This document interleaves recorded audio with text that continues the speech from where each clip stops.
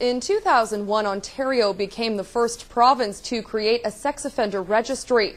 Called Christopher's Law, the legislation has seen thousands of convicted sex offenders forced to register with their local police.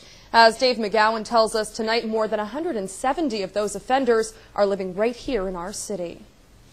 According to the Peterborough Lakefield Community Police Service, as of 9 o'clock this morning, there were 173 sex offenders calling Peterborough home. That's shocking. At a city this size, to have that many in this city is amazing. One is even too many, so it's kind of scary, I guess. I think it's shocking. I have two granddaughters here, and I'd just be terrified for them now. The number may seem high, but it is in line with communities of similar size and proximity to larger cities.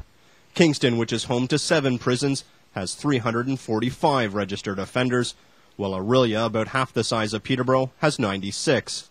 North Bay has 124. Basically, we are legislated once a year to see the offender. They come to the station and they do their annual registration. That may update any information, descriptors, or anything like that.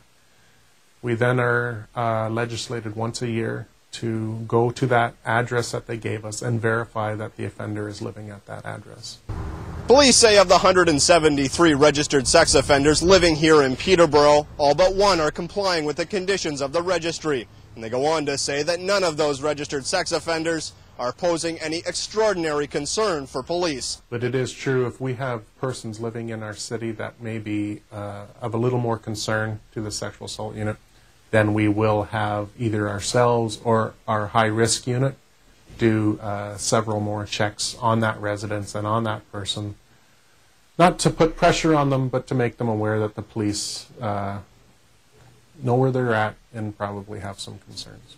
Dan Haley works with convicts, including sex offenders, who have been released from prison.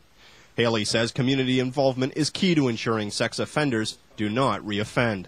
And when society turns around and says, hey, we don't want you on our community, go back where you came from. Now we're part of the problem because we're saying, go and reoffend, go hurt somebody, and then you can go back to Kingston Penitentiary.